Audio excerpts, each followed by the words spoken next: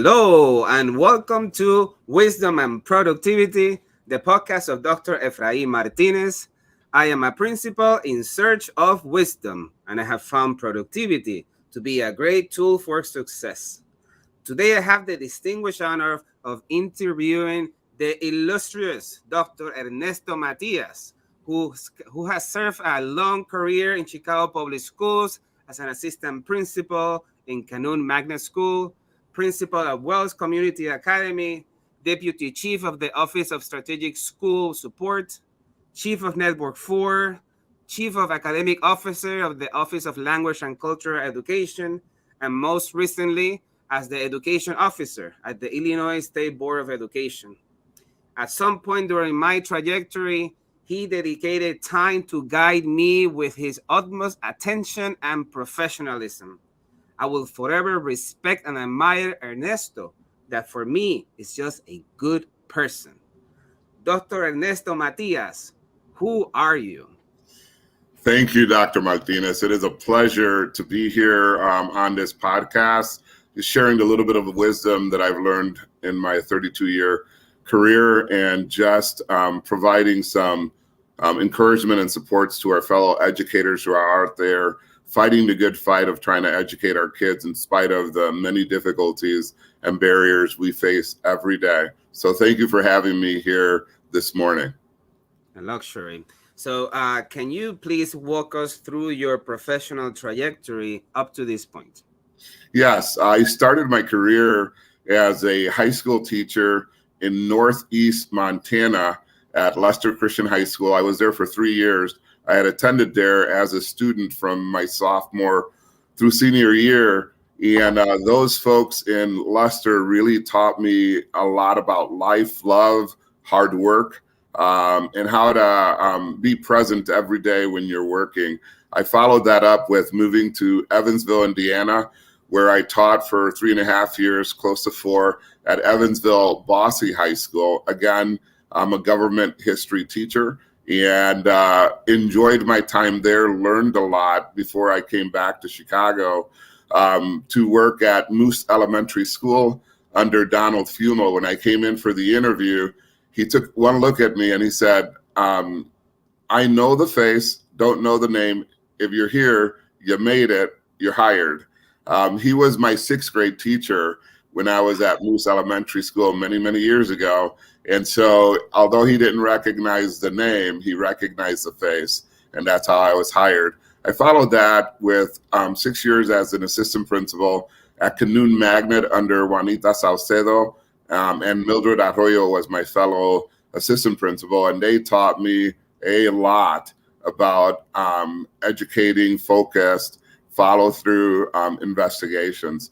And then I was called to Wells Community Academy, where I was the 5th principal in 3 years. And a lot of fights in the very beginning, but we were able, in our term, love our students to success. Eventually, we were able to get off of probation, which they were on for something like 13 or 16 years, depending on the data you're looking at. And then I turned that over to one of my resident principals who took it to the next level, became the assistant deputy for OS4 under Barbara Bird, and was there for about 7 months before I was promoted to chief of Network 4. And in chief of Network 4, met outstanding principals who were doing outstanding jobs. And I was just there to help them, to support them, to move them along on their career trajectory. And then followed by a stint with the Office of Language and Cultural Education, overseeing all of the EL programs and refugee programs in Chicago before I was called by the first Latina and woman of color state superintendent, Dr. Carmen Ayala, to serve as the education officer here in the state of Illinois. And so it's been an adventure, especially from a kid from Humboldt Park who grew up around gangs and all of that, not ever expecting to make it, in my terminology as an adult, just to be here today with you and hopefully sharing some words of encouragement. Wow, thank you so much for sharing that. Let's peel that onion a little bit. One of the things I always admire you is that in any place that you have been, you have always talked about your life's trajectory and the challenges that you had to overcome. I wonder, when did Ernesto decided, I want to be a teacher? You know what? When I was finished with my high school in Montana, I came to Moody Bible Institute because coming from a religious family, wanted a strong foundation in what I believe. And while there, one of my professors, Dr. Rasher, spoke to me and said, "Hey, are you willing to depend on the church to provide you a salary?" And I said, "Well, what do you mean?" And he explained that in order to really make money with what I loved, you would need to be in a bigger church that had a bigger youth group to do. And then he talked me through, why not public education? Why not becoming a teacher? You can get to be in front of kids and impact the lives of students while getting a consistent paycheck. And so, because my life goal has always been to help kids similar to myself who had no hope, who were thinking about surviving every day without a through plan for adulthood, I jumped at the chance. And this is the only thing I've known for 32 years is education. Wow. This concept of loving students, I'm trying to put two and two. Is that come from your religious background? You know, I would say that, and I also would say I have a mentor. His name is Paul Strazala, who's been with me now for 45 years. He's a retired lieutenant firefighter from Bentonville, Illinois. And the love unconditionally that he showed me throughout the years, coupled with my faith, are the two guiding factors in loving students and now moving beyond the classroom, just loving people and trying to be a dream maker for people and trying to coach people and enable them to become their greatest self in the service of our country. It's I know it beautiful. sounds idealistic, but I remain that way after 32 years and things that have happened. I strongly believe that where possible, we're loving people to success and helping motivate them to hopefulness so that they too can impact the lives of others, especially in education. Beautiful. We need that so much, especially in this world of social media, that our children crumble when they don't get a like or an Right. attention. This sense of love students to success, I think, is something that we should all emulate. So, Ernesto, how did your life change when you go from being a teacher to becoming an assistant principal? Wow. Um, Donald Fumo, the principal who hired me at Moose Elementary, sat in my on top of my desk in room 106 and talked me into going for my master's in administrative leadership. And I didn't want to, but he was very persistent. And eventually I said, okay, I will. The difference in the classroom is that you have 30 students if you're lucky, right? Because Chicago, you may have more than 30 students More. in your classroom. But the students you have in your classroom is your impact. Moving to an assistant principal was a greater impact of understanding how a school runs and being able to fulfill the vision and the dream of the principal and collectively that community. And so going to a little village, I thought I knew Mexican culture growing up in Humboldt Park, but I didn't. It was a whole new world for me and one that I enjoyed and loved. And Juanita was really, really outstanding in her desiring that Kanoon become an outstanding school and allowing Mildred and I some of the liberties and freedoms that we needed in order to grow in our own as leaders without jealousies, without any of that, realizing that we were there to support her. She enabled us and empowered us to do the work. Beautiful. Once you become a principal at Wells, um, what was your plan of entry, and how did that evolve through the time?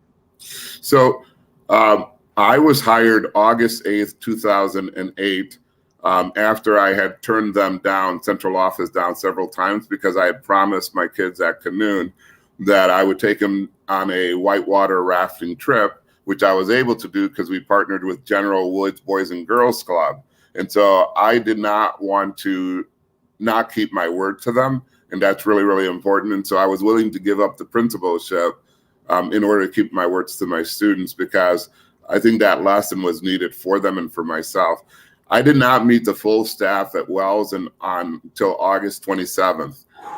How do you plan for a school that in 2005 had 1,100 students, and because they closed a school on the west side, the destruction of gangs interacting with other gangs at Manly, Marshall, Clemente, at Wells destabilized those communities and sent a lot of kids. Almost 50% of the kids from Wells disappeared, went to other places, so that when I arrived in 2008, only 652 kids were present at that school.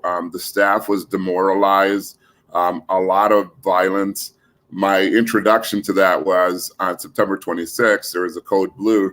When I went to the fight scene, which was in the lunchroom, chairs were flying. We had a number of kids arrested. I called for it. A number of kids were transported to the hospital. A pivotal moment for me was that November, as the kids were leaving, I had this thing where I was like, man, I might not see them again. And so I stood in the middle doors as they were leaving and trying to touch as many of them on the shoulder. Hey, come back, come back. And a couple of them said, Matías, what's up? I said, I just really need you to come back. Just be safe. And so following that Monday, when they came back, I would stand and I start hugging as many kids as I could. And so some of the kids were hug me not, and I understood, because I'm a sexual abuse survivor myself, and I understood something's happened, that touch is not their thing. Fine. Then we'd play the game of me trying to hug them, and then, you okay? Yes. We started to change the culture of Wells from one that really did not understand how to love children to success, to one who was willing to see each student come in, give them a high five, a hug, a smile. Sometimes when the kids came in, and I remembered one or two examples where their back stiffened, and I'd whisper, were you sexually abused? Yes, I was too. If you ever need to talk to someone, we have people. At other times, we would have kids come in almost in tears. What's going on? Someone's died and they're back. I said, why are you here? And I would call Adun Caraballo, our social worker, and he'd come down to take care of that student. So by the time I was done, and I was there for 5 years, other staff members were also hugging kids, high-fiving kids, And so when you talk about an entry plan, how do you enter a school to fix, right, the instructional component, but also the social emotional component at the same time and be effective? And we know that working in transformation, low performing schools is a yeoman's work to trying to get it off. But I would say this: unconditional love for students, providing transparent structures for staff, hiring good people, and then eventually, when you gain the trust of the staff, then I turn my attention to cleaning up some of the staff. Those that we could help, we would help. Those that we couldn't, we had to do the E3 process to get them out, and about 3 teachers did that. But again, after 13 or 16 years, getting off of probation for the year was an incredible highlight for me. And so when you talk about an entry plan, besides meeting people, meeting the community, the power players around Wells Community Academy, it was, how am I going to interact with the students? How am I going to love on the students? How am I going to be visible in the school so that I'm in the classroom, knowing what's going on? How am I going to empower the teachers through our ILT, the instructional leadership team, to really do their work? And then how am I coaching teachers who who have leadership aspirations so that they take on more responsibility at school, while I know that futuristically, if they get really good at it, someone else is going to take them from me. But that's okay, because we're spreading the idea that we can bring hope to the hopeless by loving them to success. Beautiful. Thank you for sharing that, especially being a survivor. I'm sure that that influenced your mission and throughout your life. Did you ever feel coming from being an AP in a K-8 building? Did you ever feel in the high school like, what did I get myself into? I'm not sure if I can do this, or were you confident all the way through? No, I wasn't. And in fact, there is a bathroom in the office at Wells. And I always get to school at least 2 hours early, an hour and a half early. And so I remember that first year going into that bathroom, looking at myself in the mirror, and for a few seconds, reminding myself, I am a principal, I am a principal, I am a principal, because I was still the little kid who was crying himself to sleep, not understanding why things were happening to him. And I had to give myself a visual reminder that I was the leader of the school. I wasn't overly confident. What I did know was that I can love students. What I did know was I could connect with people. What I did know was that I'm not threatened by smart people being around me, as long as we're on the same team for the same purpose. And so one of the biggest outside influences that we brought to school to develop a cultural framework was the Kids at Hope, created by Rick Miller out of Phoenix. And basically, the Kids at Hope model saw kids as assets. They're talented, smart, and capable of success. And as an adult, I am going to try, my staff is going to try everything that we can to make them a success. And so, again, using some of those tactics, it was easy to go along with my desire to love each student to success. Could we save each student? No. We went to many funerals. One of them, Octavius Lamb, was the first casualty of the new year 2012. He was an outstanding student who, getting off of work, was headed home. The CTA buses didn't run all night, decided to go to a party, and in that party, don't know what happened. But that amazing staff at Wells, in a matter of a week, raised $7,000 that I was able to help pay for the funeral, and then gave the remaining money to the mom with some words of encouragement. And so I know that educating kids is hard. I know that being in low-performing, high-violence schools is hard, but that's where the real work is. That's where you're saving lives, literally. If you can move kids from hopelessness to hopefulness and view themselves as having talent, skills, and abilities, man, that's half the battle. The rest, you provide mentors for them that can then walk them through applying for college, applying for a job, housing, whatever they need. Then we've really done our jobs to promote a quality education for kids, and we expand what success means. Success isn't always a college education. For me, success is being a productive citizen in whatever means you have work related to provide for your family and your own future family members. And so, yeah, it was a pleasure. And a lot of that was driven by my own trauma as a child, helping me to understand research, but real experience, and meshing both in order to really productively move the school along. Thank you so much, Ernesto. So, Ernesto, then you are promoted and you have several chief positions. Yes. How does your life change when being on the trenches, on the ground, and then you get into those positions? I think that with more responsibilities comes the heavier weight and the anxiety of wanting to do a good job. The one uncompromising thing I had in my heart was, if it's not about the students, then I don't want to hear it. And Chicago is extremely political, and a lot of good people get caught up in wanting the fame, wanting the money.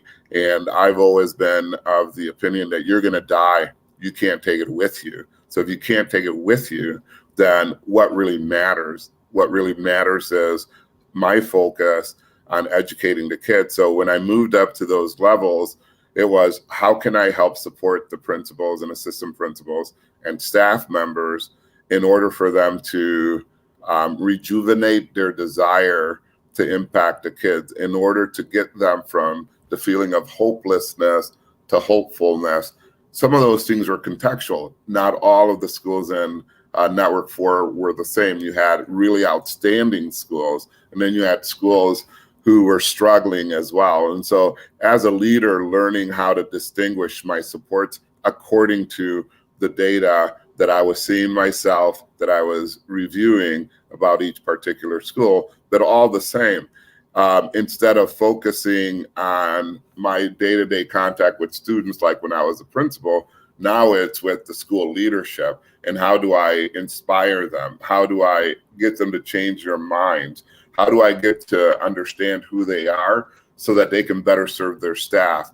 Leadership is complicated, but then leadership is simple. You know, if I treat my leaders how I want to be treated, then I think we're going to get to a happy place where we're productively looking at data, asking the serious questions, and improving the systems that we have at our school level, or creating those systems in order to deeply impact the lives of students. I think the other thing I would say is this: parents became even more important. At OLCE, the CMPC, the bilingual advisory councils were such a major part of what we did, training them to ask the question. So for example, giving them data on schools, and we did. We gave them the data on how many EL students were at their particular schools, and then how many bilingual teachers and how many EL teachers. Then we explained to them, I explained to them the difference between a bilingual and EL, and then further said, hey, if you have an EL teacher with a program 1 year, like the first year from their country here, you need to advocate that that's not what you want, because that teacher is not required to speak that language. That teacher could speak English and your kid could be lost. And so we were doing some of those things and then practicing during the monthly bilingual advisory meetings by networks, so that we were preparing and empowering the parents to be able to advocate for themselves.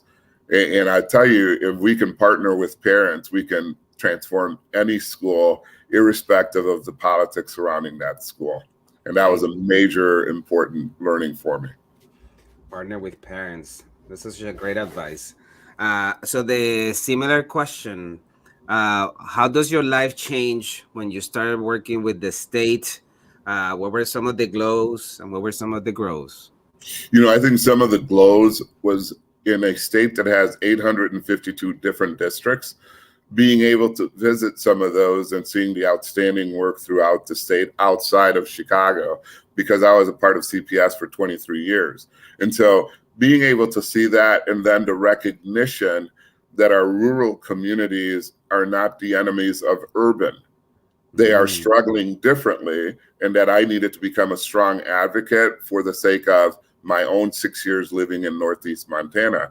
And the other thing that highlighted the statewide was seeing that rural communities were as diverse. Beardstown, for example, in central Illinois has 49% Latino, 12.2% African American, 1.4% Asian, and another 10% biracial. O sea, 72% of the kids that attend Beardstown, of the 1,402 students, are people of color. And anytime we produce policy that favors the heavily populated areas, we're neglecting those kids. We're neglecting not only our kids of color, but we're neglecting our rural white kids who deserve an opportunity to have a quality education with quality resources at their disposal. And so those are some of the glows, just outstanding leaders across the state, looking at how diverse some of our rural communities were. Some of the areas of growth, I would say, is the pandemic. We lived through it. How do you, as a state agency, support schools through that when you have a lot of factors influencing decision making, right? And so very difficult when you have a state as diverse geographically as we are with human capital, right? With our students. How do you do that equitably across all of it? And then post-pandemic, how do we recover some of the learning that was lost, but do it in such a way that research understands, so that it doesn't become a political soundbite that they're going to recover this in a year? Not possible. You got to give these plans, these strategies, times and sometimes years to really, really be implemented in such a way that maybe in 3 to 5 years, you do see the results of what you've implemented in year one. And so outstanding opportunities for growth, for GLOW, outstanding opportunities to meet other leaders across the country and across the state that are doing meaningful work. It is not as easy as non-educators think it is. Wow. And last follow-up question. For people who have worked a long time in an urban district that transition into the state, what advice do you have on things to look for and what to think when working in system that is so much wider? I think number one is comes from cultural anthropology. You got to study it. You got to study the culture geographically of that location when you move up. You got to understand the landmines that appear. You got to understand the people and mindset. You got to be able to figure out where your talent, skills, and ability can add value to that level of leadership that's being asked of you. Secondly, I think that you have to have an open mind.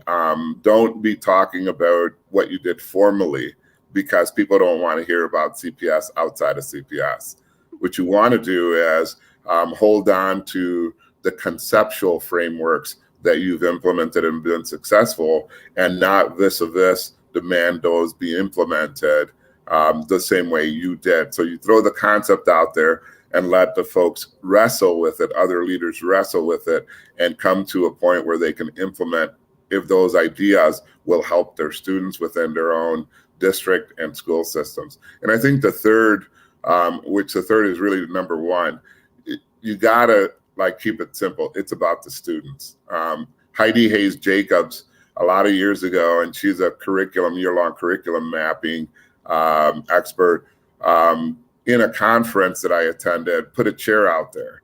And she said that that chair represented all of the students that came from all of the different districts across all of our country, of those that were at that conference. The reason we were there, it's for the students. If we had no students, we wouldn't be there.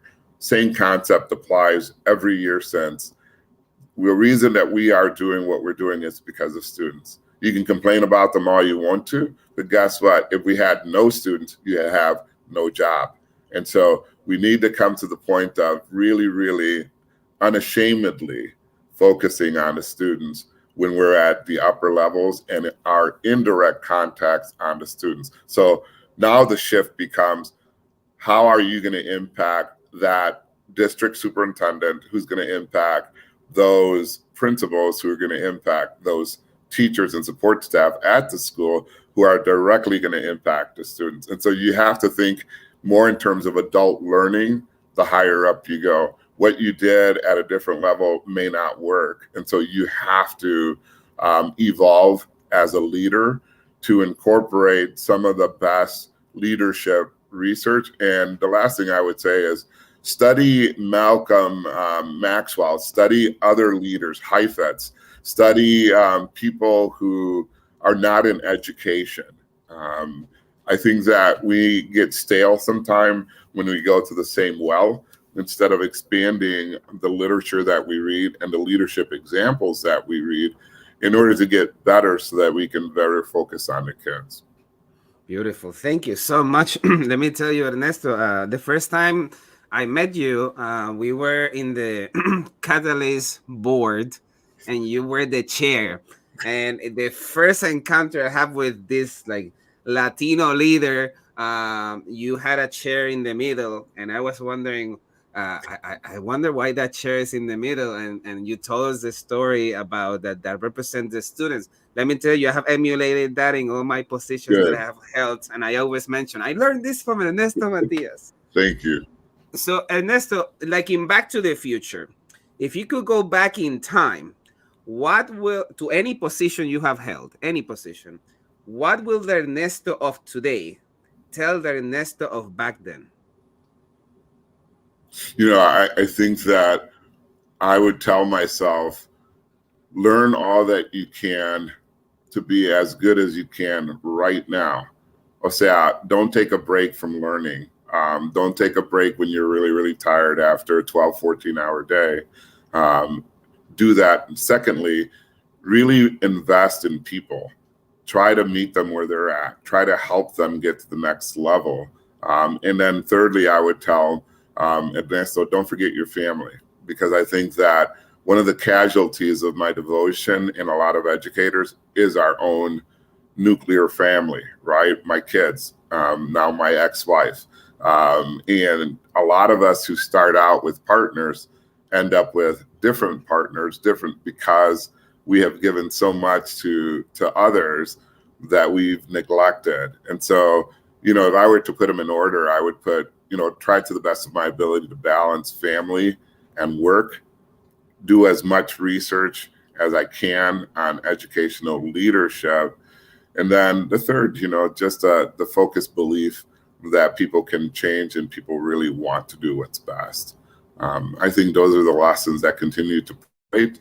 And I'm still as idealistic as I was on day one in 1990 in Northeast Montana, that if you have a group of adult leaders in a classroom together who really, really want to focus on students, the sky's the limit. We can change, transform any system where you have that through and through focus on the lives of each and every student, be they special ed student, be they an EL student, be they low poverty, be they dominant, it doesn't matter.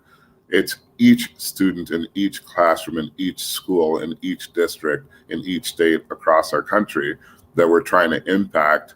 Because if we don't do that, our democracy is in peril. If we don't do that, they're going to grow up in a different kind of society than you and I have had the privilege of growing up. Even with our struggles, we still have had a privileged upbringing in comparison to other people in other countries, because they just don't have the resources or the ability to go to school in peace without bombs flying that we have enjoyed. Beautiful. Great advice and wise. Let's recognize the Teach Better community. This podcast is a proud member of the TeachBetter Podcast Network. Better today, better tomorrow, and the podcast to get you there. Explore more podcasts at www.teachbetterpodcastnetwork.com. Now let's get back to the episode. So, Ernesto, as you know, reading is such a luxury. If you will have to gift two books, one fiction and one nonfiction, to a loved one, what will those two books be? Wow, that's a really, really, really tough question. Let me think about that, because there are so many books going through my head that I would want a loved one to read. And one may not even make the list. There's a kid who grew up in gangs in Chicago, the Latin Kings, who eventually got out and uses pseudonym Raimundo Sanchez, I believe, who wrote the book Once a King, Always a King. And I would say, and it's a true life story and change of characters, that the end of the book, he talks about the impact of his sexual abuse, because he was sexually abused. And so in The Making of a Latin King, he explained how that sexual abuse, and coming from Puerto Rico to Humboldt Park, Chicago, and all that happened during that time frame, shaped his vulnerabilities in order to join a gang and what ensued in his life. And I would say that's important work, because as a male sexual abuse survivor, we don't talk about its impact on us. We do a lot of things that we think, we're just that way, without trying to find a root cause of why we have turned and done what we've done. And so that's definitely one of the books that I would offer a family member to understand context, but also if they're a male and they've experienced sexual abuse, to get help as soon as possible, because it may cost you your marriage. It may cost you friendships. It may cost you your livelihood if you don't get tools to negate the negative impacts or consequences of being abused as a child. So that's one. The second book, man, I think the second book would be any biographies like Harriet Tubman.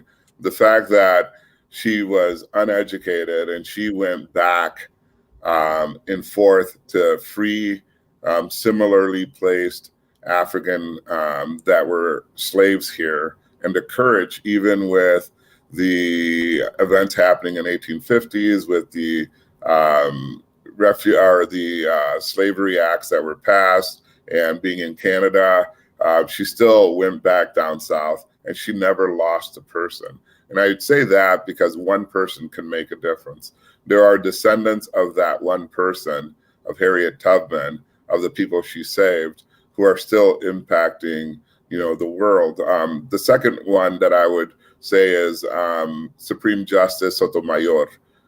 That her story is incredible for a Latina growing up in New York, right? And where she is today as an example of what we can do. And in both examples, you see that like success is driven by opportunity and by our own willingness to sacrifice and work as hard as we can in order to achieve the goal of impacting humanity. And both of these ladies in different time frames have impacted the society they've lived in for the greater good. And so those are two books or three things that come to mind, those biographies, and then the Raimundo Sanchez book on Once a King, Always a King. Beautiful. Thank you so much for sharing that. Ernesto, who is or who are your biggest influences? I've had the privilege at every level of my life to meet outstanding people. So growing up, my grandmother, obviously, Abuela Angelina Falero, was the foundational biggest influence, I would say, followed by Paul Strazala. And he's still alive, and we still get together, and we have a trip coming up. Stanley J., who's now passed, he was a Chinese American who introduced me to Paul.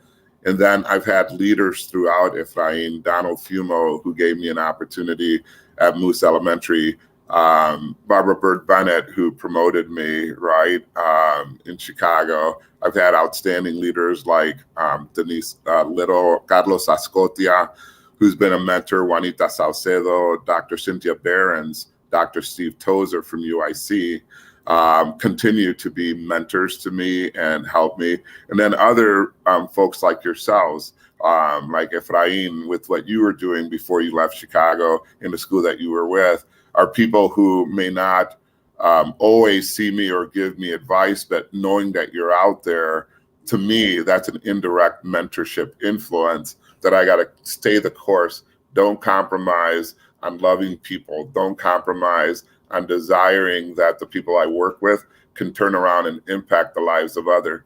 Sometimes it could be messy. I'm not saying that it's all hunky-dory, easy, but I do believe that love conquers all, and that you, through love, provide these rich opportunities to the students that we serve, to the leadership that we're serving, the aspiring Latino, African-American, general leaders, white leaders that we serve.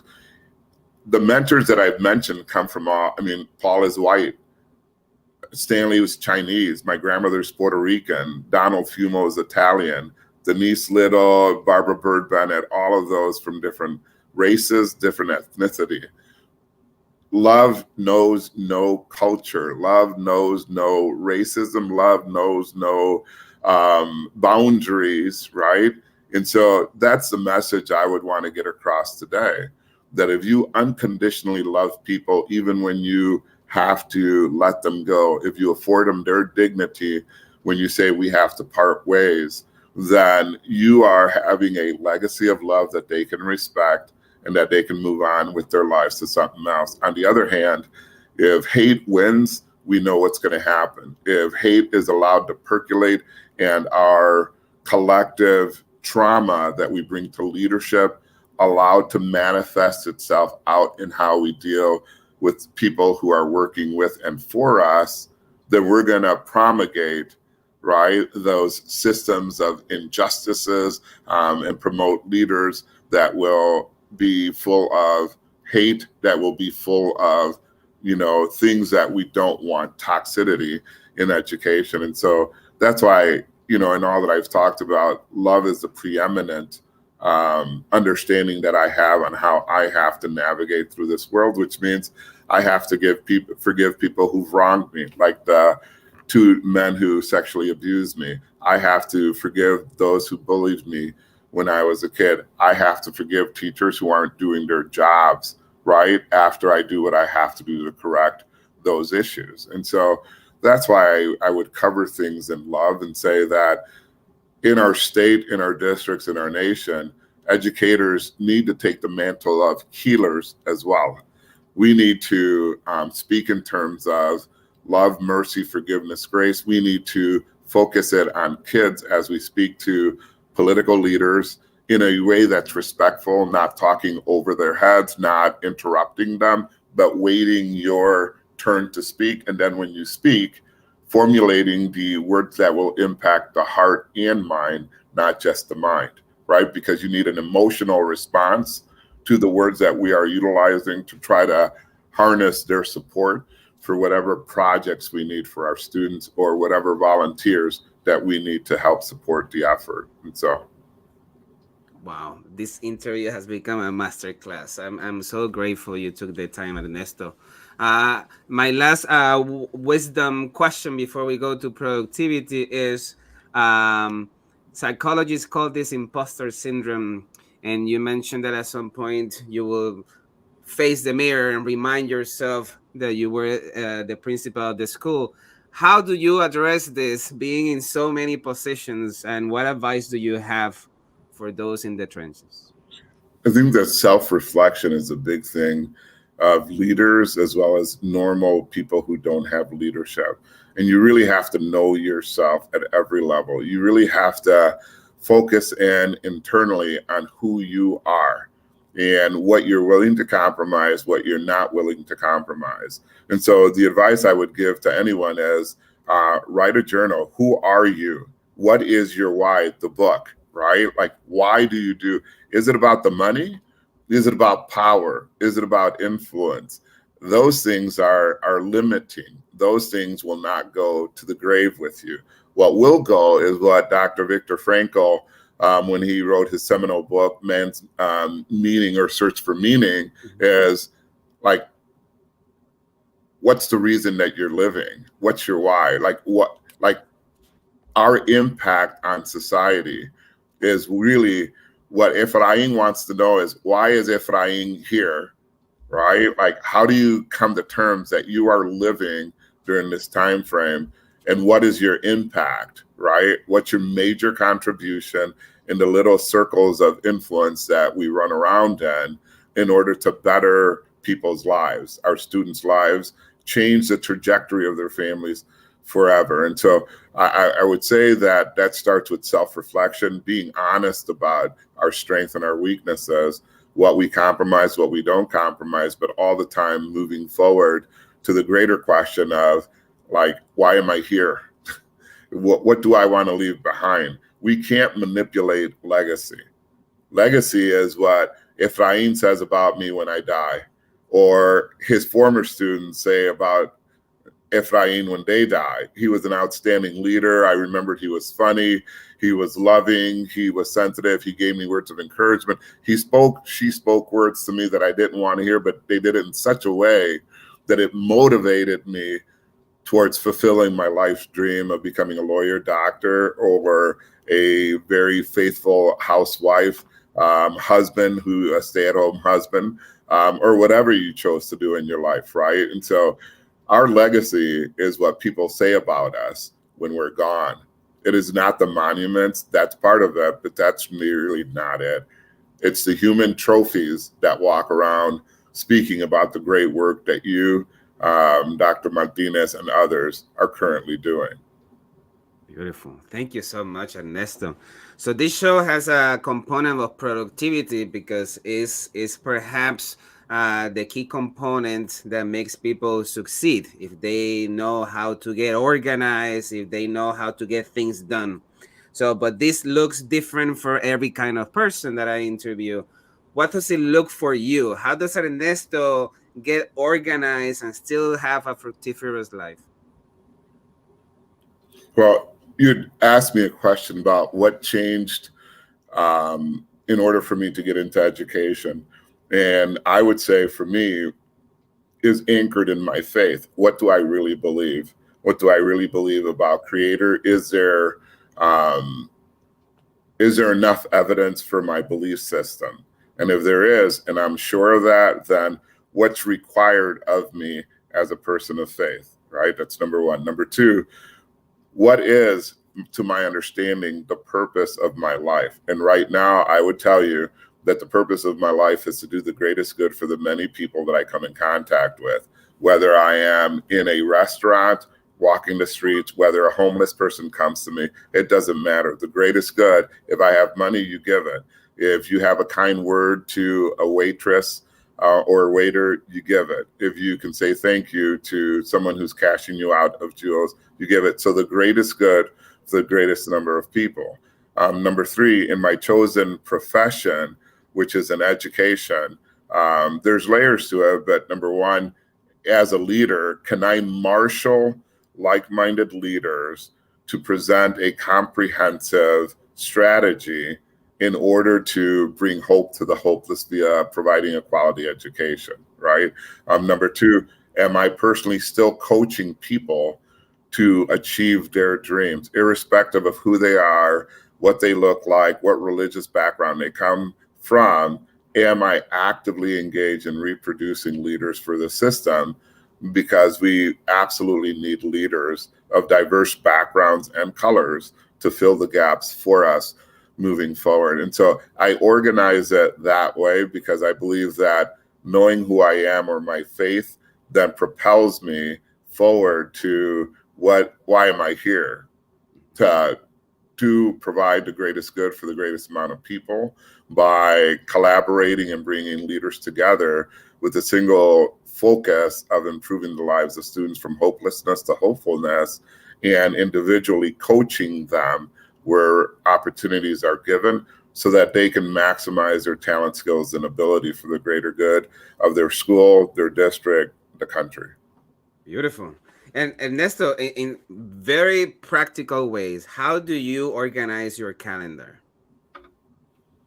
Obviously, you got to put the stuff in your calendar and have a reminder of what you're doing. I also think, so one, making sure that the events you have, like when you send me a calendar invite, make sure it was there. You followed up with a text to me last night, and then this morning gave me another. And so making sure that it's there. Number two, if at all possible, you may carry a notebook to write down these things down that you have to do in order to transfer it. Because in the beginning of my career, I would double, triple schedule everything, right? And I didn't keep it as organized, but these are things that you learn by sometimes trial and error, by reading research, by asking people who are very, very well organized, what's the trick of the trade in order for us not to miss important meetings or conferences or conversations that may be life-altering for us if we do miss those.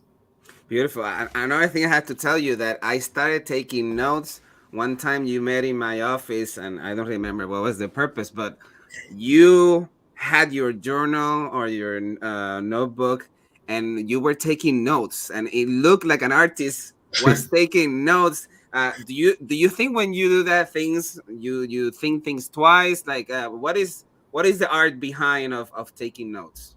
I think all of us have some triggers that remind us of certain topics or conversations. And for me, those words, those figures, those stick figures that you put down for me remind me of the conversation so that I don't have to read a lot. I can just look at times and say, okay, got it. That's the purpose, and that's what I have to move on. And so it's a good observation that you bring up, that we have to use the form of communication that we ourselves understand, that we don't have to decode because we know what we're putting down in writing. And I understand that some people may take their phone and may talk to their phone like a recorder, right? In order to do that and then to transcribe it later on. Whatever form you use, you have to take a look at the end result. Are you double scheduling? Are you missing appointments? And if you're not, then your system is working for you. Beautiful. Thank you. Ernesto, I imagine when you were working with the state, you had to do a lot more of traveling. While you were traveling, did you listen to music? Did you listen to books, or maybe silence? What was happening there? Tell us. Well, the truth of the matter is, I was in meetings while I was traveling. And so you had phone calls that you had to take. The brief times where that wasn't happening, I would listen to music that was uplifting, music that would inspire me. Besides religious music, the music of the 70s and 80s and Latino music really helped settle me down, because sometimes you're traveling to a speaking engagement, and the anxiety, the fear, am I going to be engaging? Am I going to be informative? Will they listen? Are they ready for me? Comes to mind. And so any of that, apart from the calls that I had to make or was receiving, that would settle me, type of music that I would listen to. Every once in a while, I would listen to podcasts or to YouTube reports on things that I really needed that information. But generally speaking, I was on the phone about this, that, or the other thing. Okay, that's fine. And you went through a doctorate and had to write some sort of a dissertation or exit work. What advice do you have in terms of organizing yourself to get that document done? I think that the best advice I received was to figure out when your productivity is at its highest. Some people are night owls, some people are morning, right? But where is it? And then doing a schedule of a little bit of reading and writing as you went along in order to get it accomplished. Because as you know, writing a dissertation is not for the faint-hearted, and it takes a long time with a lot of editing to produce a finished product that the committee would accept and that would honor you with your doctorate, be it a PhD or an EDD. And so having a schedule for when to write at your best time that you can write, really important, and the times that you can read, really important. For those of us who are in education and who are leaders in education, man, that's really difficult, because again, when I talked about work-life balance or family balance, a doctorate takes a lot away from your family as well. And so how do you mesh the real life responsibilities of working that gives you your paycheck to pay for your bills with a doctorate that may further your educational aspiration with the family that you love and that you want to be there and present with, and any other responsibilities. So figuring out how you're going to manage all of that, knowing that there's going to be an imbalance, and typically the imbalance is against family. And so you got to count the cost before you get into it. Are you willing to give up all that time apart from work that then your family is not getting? And those are really difficult questions that if I knew what was going to happen, I may have done it differently, because as you get older, your kids are older, your investment in your kids come out on whether they spend a lot of time with you or don't spend a lot of time with you.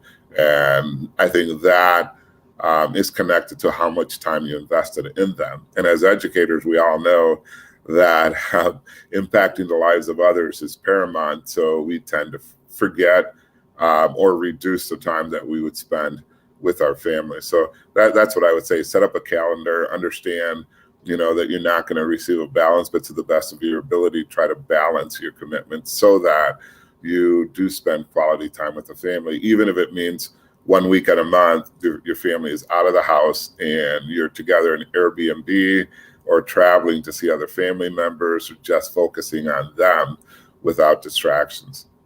Beautiful. Thank you so much. And when the curtains close and Dr. Ernesto Matias take off the professional that we know, what do you do for fun? What maybe there's talents that we don't know that you have. What happens? So couple things. One, I have 2 grandsons, Gatlin Maverick and Ezekiel. And I spend a lot of time. I'll babysit whenever they need me to. So that's my number one passion is them. And I speak to them only in Spanish because I want them to be bilingual as they grow up. The second one is research. For my family, the Faleros, the Matias, I am doing family research. And like with the Faleros, we can trace it back to 1829, Alino Faleros and Martinez. Maybe we're related back there in the family tree, Efrain. And so I'm trying to get as many pictures. And so right now I have a 15-page document on the Falero side, and then I'm working on the Matias side. My hope is to be able to internally for our family have our histories down, and then like my dad was a part of 17 siblings, I want each chapter to be someone in that direct, my cousins writing those, but I'm doing all of the pre-work to set it up for them and formatting so that they can do it. That takes a lot of time. And then the third thing is working out. The older you get, you got to work out. So I try to get to the gym 4 or 5 times a week, looking forward for the warmer weather so that I can start running and taking my vitamins every day, which is really important. That's awesome. Ernesto, I'm so impressed. Any last thoughts for the listeners and viewers of the show? Yes. Going with the theme, you have to love yourself too. And if you don't love yourself and forgive yourself for the things that you've done wrong, that bitterness, resentfulness will grow, and it'll be a millstone around your neck as you get older. And so wherever possible, give yourself enough grace. Forgive yourself. Do something symbolic. Write the things you've done down on a piece of paper and put a match to it and say, okay, from this day forward, I'm not looking in the rearview mirror. I'm looking forward to my future, knowing that I'm trying to become a better human being, a better person in all facets of my life. And the second one, is really to answer the question of why are you here? Why are you still in education? If you've lost your fire, how do you regain the fire and a purpose of leading with a heart, of leading with data, of being able to provide a quality education by influencing the leaders who actually are at the building level doing it? And so, I think that it's really, really important. And then the last thing, the impact of the pandemic is still reverberating through each and every one of us. It is no shame to go get counseling help. It is no shame to find people you can trust and confide in, to let them know, because it's real and we live it every day. And in these uncertain times, we need to get some of these things out of our system so that it doesn't impact the lens by which we lead. Because a lot of time, leaders aren't taken care of. And if we don't focus on taking care of our leaders, a lot of our leaders will leave education to do other things that are less stressful. And so we need to do those things in order to be our best for the people we serve. We have to take care of ourselves. Ernesto, I feel so grateful. Thank you so much. Thank you for the ability to be here. Enjoy. Thank you. Have a good day. You too. Bye-bye. Thank you for listening to Wisdom and Productivity, the podcast of Dr. Efrain Martinez. Chulo. And I love that production. Chulo out.